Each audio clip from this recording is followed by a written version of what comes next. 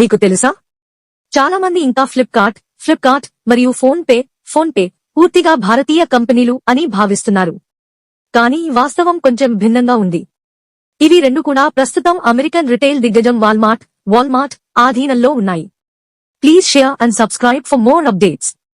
Flipkart యాజమాన్యం 2007లో సచిన్ బన్సాల్, బిన్నీ బన్సాల్ అనే ఇద్దరు భారతీయులు బెంగళూరులో ఫ్లిప్కార్ట్ ను ప్రారంభించారు.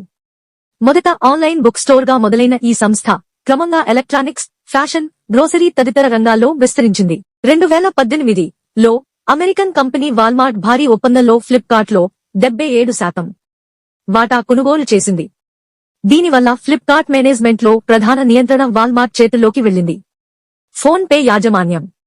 ఫోన్ పేను 2015లో సమీర్ నిగమ్, రాహుల్ చారి, బుర్జన్ ఇంజనీర్లు స్థాపించారు. 2016లో ఫ్లిప్కార్ట్ దీనిని సొంతం చేసుకుంది. కానీ ఫ్లిప్కార్ట్ వాల్మార్ట్ చేతుల్లోకి వెళ్లడంతో ఫోన్ పేలో కూడా వాల్మార్ట్ కు మెజారిటీ వాటా వచ్చింది. ప్రస్తుతం వాల్మార్ట్ 85% వాటాను కలిగి ఉంది. భారతీయత వర్సెస్ గ్లోబల్ యాజమాన్యం. ఫ్లిప్కార్ట్, ఫోన్ పేలు భారతదేశంలో స్థాపించబడి ఇక్కడి వినియోగదారుల అవసరాలకు అనుగుణంగా పనిచేస్తున్న వాటి యాజమాన్యం ఇప్పుడు గ్లోబల్ మల్టీనేషనల్ కంపెనీ చేతుల్లో ఉంది.